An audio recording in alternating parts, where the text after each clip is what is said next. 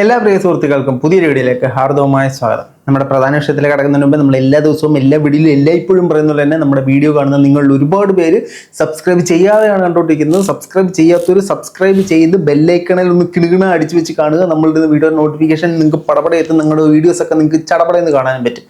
ഇനി സബ്സ്ക്രൈബ് ചെയ്തിട്ടോ ചെയ്യാതെയോ കാണുന്നവർ ഇടയ്ക്കൊക്കെ വന്ന് നമ്മുടെ വീഡിയോ ഒന്ന് കണ്ടു നോക്കുക. നിങ്ങൾക്ക് ഇഷ്ടപ്പെടുന്നുണ്ടോ എന്നിട്ട് സജഷൻസ് ഒക്കെ നൽകുക. നമ്മുടെ ഈ വീഡിയോയ്ക്ക് റിട്ടേൺ വ്യൂവേഴ്സ് വളരെ കുറവാണ്. നമ്മൾ ഓറാണോ എന്താണെന്ന് അറിയത്തില്ല. ഏതായാലും നിങ്ങൾ അഭിപ്രായങ്ങൾ കമൻറ്റുകളായി രേഖപ്പെടുത്തുക. കൂടുതൽ ലാഗ് അടുപ്പിക്കുന്നില്ല, നേരെ നമുക്ക് നമ്മുടെ വിഷയത്തിലേക്ക് വരാം. നമ്മുടെ വിഷയം എന്ന് പറഞ്ഞാൽ ഇപ്പോൾ ഷൈൻ ടോം ചാക്കോ ആണല്ലോ സോഷ്യൽ മീഡിയയിൽ കത്തി നിൽക്കുന്ന തരംഗമായി നിൽക്കുന്ന താരം. ഈ ഷൈൻ ടോം ചാക്കോ ഉള്ളേ പോകാനുള്ള പ്രധാന കാരണം എന്ന് പറഞ്ഞാൽ നിങ്ങൾക്ക് എല്ലാവർക്കും അറിയാവുന്ന പോലെ തന്നെ വിൻസി കൊണ്ട് പുള്ളിക്കാരൻ അപമര്യാദയായി പെരുമാറി. ഇദ്ദേഹം എന്തോ ഒരു പൊടിത്തൂ എന്ന് പറഞ്ഞ് തുപ്പുന്നത് കണ്ടു എന്നൊക്കെ പറഞ്ഞിട്ടാണ് ഈ സാധനത്തിൻ്റെ എല്ലാം തുടക്കം. അപ്പോൾ ഈ സാധനവുമായിട്ട് ബന്ധപ്പെട്ട് ഒരുപാട് പേര് വിൻസിക്ക് സപ്പോർട്ടായിട്ട് വന്നു, ഒരുപാട് പേര് ഷൈൻ അണ്ണന് സപ്പോർട്ടായിട്ട് വന്നു. ഷൈനെ പെടുത്തിയതാണ്, ഷൈൻ നിരപരാധിയാണ്, പെടുത്തി അവന്മാരിലെ കുറ്റക്കാരി, ഷൈൻ പാവമല്ല എന്നൊക്കെ പറഞ്ഞ കുറേ കമൻറ്റുകളൊക്കെ എനിക്ക് തന്നെ പേഴ്സണലി വന്നു തുടങ്ങി.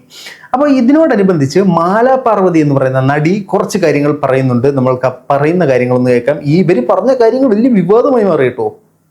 ഒരു കളിത ഭാഷ പോലും മനസ്സിലാകത്തില്ല. എന്തെങ്കിലും ഒരു കാര്യം ചോദിച്ചു കഴിഞ്ഞാൽ പിന്നെ ഇപ്പം ഇന്നാളെ ആരോ പറഞ്ഞിട്ട് ബ്ലൗസ് ഒന്ന് ശരിയാക്കണം, ഞാനും കൂടെ വരട്ടെ എന്ന് ചോദിച്ചു കഴിഞ്ഞാൽ അയ്യോ അത് ഭയങ്കര സ്ട്രെസ്സായിപ്പോയി, എല്ലാം അങ്ങ് തകർന്നു പോയി, അങ്ങനെയൊക്കെ എന്താ പടാ എന്ന് പറഞ്ഞാൽ പോരെ. സിമ്പിൾ. ആ വിഷയത്തെക്കുറിച്ച് തന്നെ പറയുന്നത്, ആ വിഷയമാണ് പറയുന്നതെന്ന് പുള്ളിക്കാരി പിന്നീട് വേറൊരു രീതിയിൽ സംസാരിക്കുന്നുണ്ട്. ഇതിനകത്ത് ആരോ പറഞ്ഞു എന്നായി. പിന്നൊരു സമയത്ത് ഞാനത് രാവിലെ കണ്ടു, ഉച്ചയ്ക്ക് വന്ന് സംസാരിച്ചു എന്നൊക്കെ. അതായത് ഒരു പെൺകുട്ടിയുടെ വസ്ത്രധാരണത്തിൽ ഒരു ചെറിയ പിശക് സംഭവിച്ചു. ഇവിടെ ഇച്ചിരി ഒന്ന് തുറന്നു കിടന്നു. അപ്പോൾ ഒരു പുരുഷൻ വന്നിട്ട് ഞാൻ തായ്ക്കാം ഇട്ടുതരാം എന്ന് പറഞ്ഞ് ഒന്നുമില്ല പടാ എന്ന് പറഞ്ഞിട്ട് നമ്മളങ്ങ് പോകണം, കളിതമാശയായിട്ട് കാണണം എന്നാണ് പുള്ളിക്കാരി പറയുന്നത്. അത് നിങ്ങൾക്ക് ചിലപ്പോൾ കളിതമാശയായിരിക്കും, പക്ഷേ എല്ലാ സ്ത്രീകൾക്കും അതങ്ങനെ കളിതമാശയാവണമെന്നില്ല. ബേസിക്കലി ഈ മാല പാർവതി എന്ന് പറയുന്ന ആൾ കാലാകാലങ്ങളായിട്ട് സ്ത്രീകളുടെ ഉന്നമനത്തിന് വേണ്ടിയിട്ടും സ്ത്രീകൾക്ക് വേണ്ടി ശബ്ദമുയർത്തുന്ന സ്ത്രീകളുടെ ഒരു സ്വരമായിരുന്നു. പക്ഷേ സിനിമയിൽ അവസരങ്ങൾ കുറച്ച് കൂടി വന്നപ്പോഴത്തേനും സ്ത്രീകൾക്ക് വേണ്ടി ഇനിയിപ്പോൾ സ്വരം വേണോ അതോ നമുക്ക് അവസരം വേണോ എന്നൊരു ചിന്തയിലേക്ക് മാറിയെന്നാണ് നമുക്ക് തോന്നുന്നത്. നീ മറ്റേ പടാ ബാക്കിയാണോ കഴിയുന്ന കാര്യമില്ല. അതൊക്കെ ഒരു വലിയ വിഷയമായിട്ട് മനസ്സിൽ കൊണ്ടു നടക്കേണ്ട കാര്യമുണ്ടോ?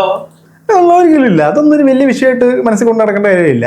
ചില പുരുഷന്മാർ എന്ത് തെമ്മാടിത്തരം വന്ന് നമ്മുടെ അടുത്ത് പറഞ്ഞാലും നിന്റെ തുണി ഇളകി കിടക്കുന്നു ഞാൻ ഇട്ടുതരാം എന്നൊക്കെ പറഞ്ഞു കഴിഞ്ഞാൽ അഴുക്കപ്പായല്ലേ എന്ന് പറഞ്ഞ് അങ്ങ് വിട്ടാൽ മതി എന്നാണ് ചേച്ചി പറയുന്നത്. ചേച്ചി അങ്ങനെ ആയിരിക്കും. പക്ഷെ എല്ലാ സ്ത്രീകളും അത് ആ ഒരു സ്പോർട്സ്മാൻ സ്പിരിറ്റിൽ എടുക്കണമെന്നില്ല. അങ്ങനെ പ്രശ്നമുള്ള സ്ത്രീകളോട് അത്തരത്തിലുള്ള പരാമർശങ്ങൾ നടത്താൻ പാടില്ല. അങ്ങനത്തെ പ്രശ്നമില്ലാത്ത സ്ത്രീകളോട് നിങ്ങൾ പരാമർശം നടത്തുവോ, ഉത്സവം നടത്തുവോ, എന്താന്ന് ചേച്ചി? കാരണം നമ്മൾ ബസ്സിൽ നമ്മൾ റോഡിലോട്ട് ഇറങ്ങുമ്പോൾ ലോറി വരും, ബസ് വരും.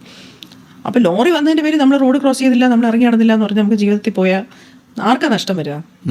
സ്ത്രീകൾ ജോലി ചെയ്യുമ്പോൾ സ്ത്രീകളുടെ ഒരു പ്രത്യേകത വെച്ചിട്ട് ആൾക്കാർ വന്ന് കൂടെ വരുമോ, കിടക്കുവോ, വരുമോ, എവിടെ വരുമോ എന്നൊക്കെ ചോദിക്കും.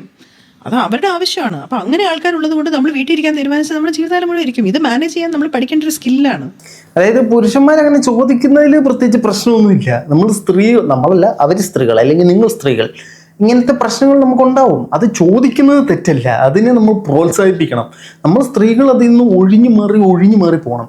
ഒരു ലോറി നമ്മളുടെ നേരെ ഇടിക്കാൻ വന്നു കഴിഞ്ഞാൽ നമ്മൾ ഒഴിഞ്ഞു മാറത്തില്ലേ? അതുകൊണ്ട് നമ്മൾ ഒഴിഞ്ഞു മാറണം. ഇതിനകത്തൊന്നും വലിയ കാര്യമായിട്ട് എടുക്കേണ്ടത്. ഷൈൻ പാവം പിഞ്ച് പൈതൽ പ്രതികരിക്കുന്നതിന് ഒരു കളി തമാശയായിട്ടും വഴക്കല്ലാതെ അതൊരു സ്കില്ലാണ് നമ്മൾ പഠിക്കേണ്ടത്. പുരുഷന്മാര് അശ്ലീലം എന്ന് പറയുന്നത് തിരിച്ചതിനോട് എങ്ങനെ പെരുമാറണം എന്നുള്ളത് ഒരു സ്കില്ലാണ്. ഈ സ്കില്ല് ഒരു പ്രത്യേക ക്രാഷ് കോഴ്സ് ആയിട്ട് ഈ ചേച്ചി പഠിപ്പിക്കുന്നുണ്ട്. അപ്പോൾ ആ സ്കില്ല് വേണ്ടവരെല്ലാം ചേച്ചിയുടെ അടുത്ത് പോയി കഴിഞ്ഞാൽ ക്രാഷ് കോഴ്സ് സ്കില്ല് നിങ്ങൾക്ക് പഠിച്ചെടുക്കാൻ സാധിക്കും. പിന്നെ പുരുഷന്മാർ എന്ത് തെമ്മാടിത്തരം നിങ്ങളുടെ അടുത്ത് വന്ന് പറഞ്ഞാലും എന്ന് പറഞ്ഞിട്ട് നമ്മൾ ഇരിക്കാനുള്ളൊരു മനോധൈര്യം നമുക്കുണ്ടാവും. മനസ്സിലായോ? ഈ എങ്ങനെയാണോ റോഡ് ക്രോസ് ചെയ്യുമ്പോൾ ലോറിയും ബസ്സും ട്രെയിലർ വലിയ വണ്ടിയും ഒക്കെ പോകുമ്പോൾ നമ്മൾ വണ്ടി റോഡ് ക്രോസ് ചെയ്ത് അപ്പുറത്ത് ഇറങ്ങുന്നത് ഒന്നും തട്ടാതല്ലേ? അതെ. അപ്പൊ നമ്മൾ അവിടെ മറ്റൊരു ചോദ്യം എന്ന് പറഞ്ഞാൽ ഇതേ എക്സാമ്പിൾ വെച്ച് തന്നെ നമുക്ക് ചോദിക്കാം. നമ്മൾ റോഡിൽ ഇങ്ങനെ പോവുക, ഒരു സീബ്ര ക്രോസ് ഇങ്ങനെ വെച്ചേക്കുന്നു, അല്ലെങ്കിൽ സിഗ്നല് റെഡ് കത്തിക്കിടക്കുന്നു. അപ്പൊ ഈ റെഡ് കത്തിക്കിടക്കുന്ന സമയത്ത് നമുക്ക് നടക്കാമല്ലോ. റെഡ് കത്തിക്കിടക്കുന്ന സമയത്ത് ഈ റോഡ് കൂടെ ഓടിക്കുന്ന വണ്ടി വന്നാൽ തെറ്റല്ലേ? അതേപോലെ തന്നെ റെഡ് സിഗ്നലുള്ള സ്ത്രീകൾ പറയുമ്പോൾ, അല്ലെങ്കിൽ റെഡ് സിഗ്നലാണ് അവർക്ക് ഇത്തരത്തിലുള്ള സംസാരങ്ങൾ ഇഷ്ടമല്ല എന്ന് കാണിക്കുമ്പോൾ പറയാതിരിക്കാനുള്ള മര്യാദ നമ്മൾ കാണിക്കണ്ടേ? ഇതൊരു മാതിരി പുരുഷന്മാർക്ക് എന്ത് തോന്നിയ സാം സ്ത്രീകൾ തബലകളാണ്. അബലകൾ പണ്ടാ, ഇപ്പൊ തബലകളാന്ന് തന്നെയാണ് പറയുന്നത്. എന്ത് കൊട്ട് കിട്ടിയാലും സഹിച്ചുകൊണ്ട് പോകണമെന്നാണ് ഇതുപോലത്തെ സ്ത്രീപക്ഷത്തിന് വേണ്ടി സംസാരിക്കുന്ന ചേച്ചിമാര് പറയുന്നത്. അതേപോലെ ഈ ചോദ്യങ്ങളുടെ ഒക്കെ ഇടയിൽ കൂടെ നമുക്ക് പോകാൻ പറ്റും. അതാണ് റിയാലിറ്റി. നമ്മൾ പഠിക്കണം. എന്താടോ എന്ന് ചോദിച്ച് അല്ലെങ്കിൽ തമാശപരമായ വെറുതെ അങ്ങനെ എപ്പോഴും എല്ലാ സമയത്തും അത് പോസിബിൾ ആവണമെന്നില്ല. പക്ഷെ ചില സമയത്തെങ്കിലും അതിനെ വലിയൊരു വിഷയമാക്കി കഴിഞ്ഞാൽ നമ്മൾ ഭയങ്കര ഞാൻ ഭയങ്കര ഇൻറ്റിമിഡേറ്റഡ് ആണ്, എനിക്ക് ഭയങ്കര ഞാൻ എങ്ങനെ ജോലി എന്നെ എല്ലാവരും അറ്റാക്ക് ചെയ്യാണെന്നുള്ള മോഡിലോട്ട് ഇത് ഏത് സമയത്ത് ഇത് എങ്ങനെയാണ് എങ്ങനെ കണ്ടുപിടിക്കുന്നത്? ഇത് ഏത് സമയത്താണ് നമ്മൾ ഇതിങ്ങനെ പ്രതികരിക്കേണ്ടത്, ഏത് സമയത്താണ് അങ്ങനെ പ്രതികരിക്കേണ്ടത് എങ്ങനെ കണ്ടുപിടിക്കുന്നത്, ഏതാണ് സമയം? അതും കൂടെ പറഞ്ഞു കഴിഞ്ഞാൽ നല്ലതായിരുന്നു തന്നെ. ഇനി ഇങ്ങനത്തെ സംഭവം വന്നപ്പോഴത്തേന് നമ്മുടെ പ്രമുഖ ഡബ്ബിംഗ് ആർട്ടിസ്റ്റായ ഭാഗ്യലക്ഷ്മി ഇവർക്കെതിരെ സംസാരിച്ചു. ഇവർക്കെതിരെ ഒരുപാട് വിമർശനങ്ങൾ വന്നു. ഭാഗ്യലക്ഷ്മിയുടെ വിമർശനം ഞാൻ ഒന്ന് കേൾപ്പിക്കാം. എനിക്ക് വളരെയധികം പുച്ഛം തോന്നുന്നു ഇത്തരം വാക്കുകൾ അവരുടെ വായിൽ നിന്ന് വന്നു എന്ന് കേൾക്കുമ്പോൾ. അങ്ങനെ ഒരാൾ എന്നോടൊപ്പം കിടക്കാൻ വരുമോ എന്ന് ചോദിച്ചാൽ പോട എന്ന് ഒരു തമാശ രൂപേണ ഒന്ന് തോളിൽ തട്ടി മുൻപോട്ട് പോവുക എന്ന് പറയുന്ന അതിനെ എന്ത് വാക്കിട്ട് വിളിക്കണമെന്ന് എനിക്കറിയില്ല. അതിനൊരൊറ്റ വാക്കിട്ട് വിളിക്കാൻ പറ്റും, വിവരമില്ലായ്മ അല്ലെങ്കിൽ അവസരത്തിന് വേണ്ടി നിലപാട് മാറ്റുന്ന ഒരു തരം പ്രത്യേക അവസ്ഥ സിദ്ധാന്തത്തെയാണ് നമ്മൾ ഇങ്ങനെ പറയുന്നത്.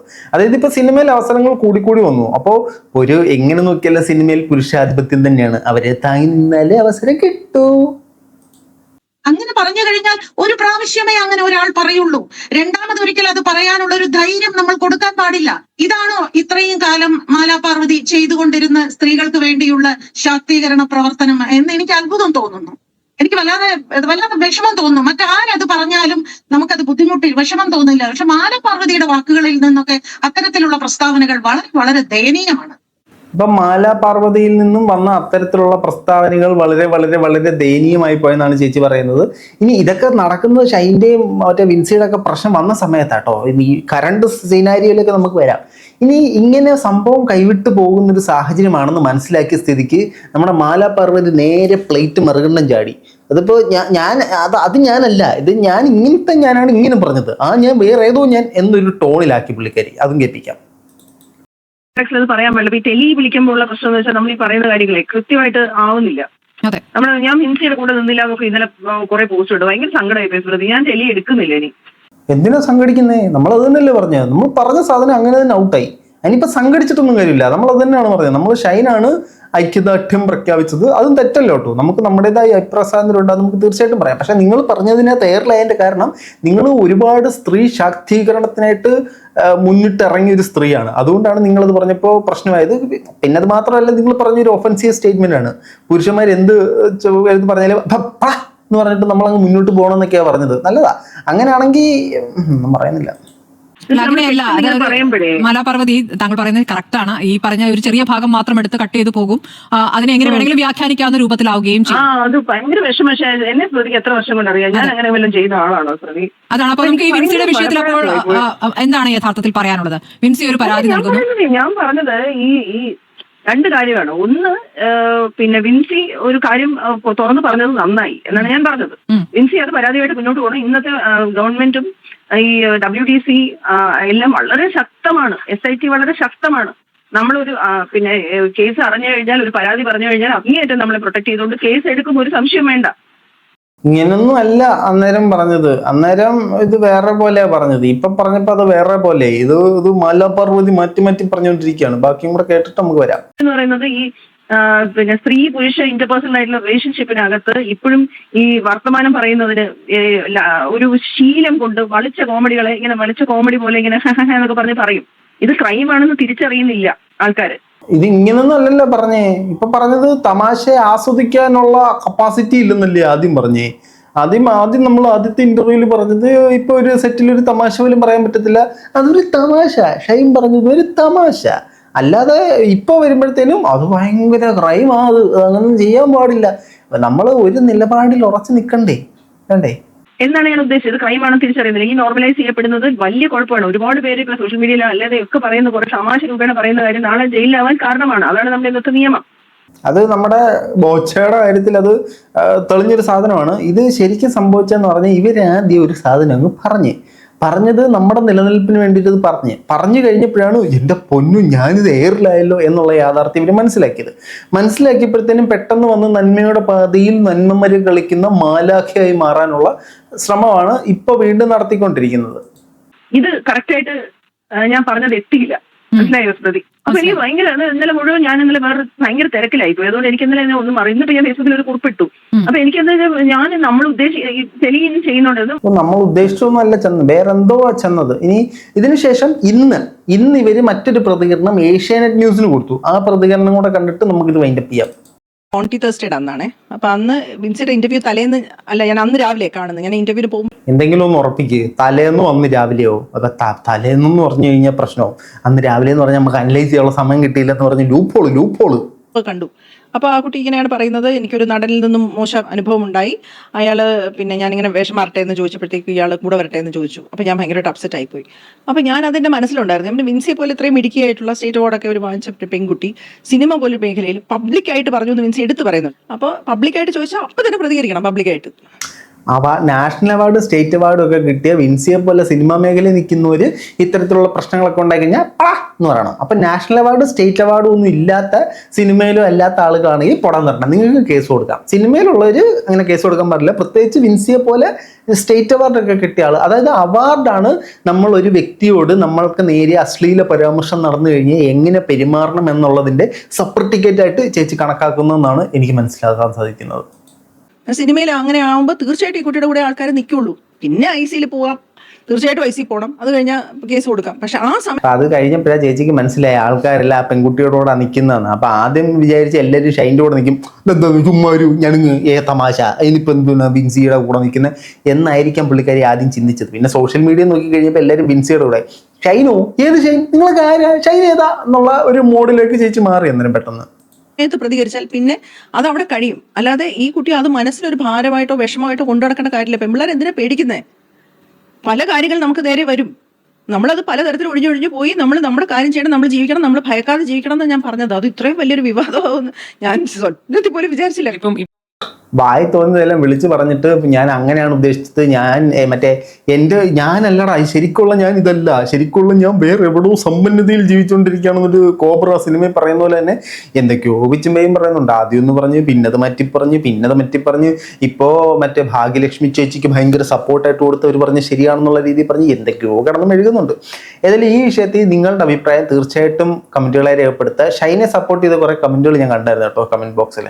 അത് ഓക്കെ, സൂപ്പറാണ്. പക്ഷേ ഈ വിഷയത്തിൽ നിങ്ങൾ അഭിപ്രായം പറയേണ്ടത്, ഒരു പെൺകുട്ടിക്ക് നേരെ ഒരു പുരുഷൻ ഇത്തരത്തിലുള്ള അശ്ലീല പരാമർശം നടത്തുമ്പോഴത്തേനും ആ പെൺകുട്ടി ഒഴിഞ്ഞു മാറി പോകണോ അതോ തിരിച്ച് നിന്ന് ഈ വിൻസി ചെയ്തപോലെ പ്രതികരിക്കണ്ട. വിൻസിയുടെ പ്രതികരണം അത്ര നല്ലൊരു പ്രതികരണമായിട്ട് തോന്നുന്നില്ല.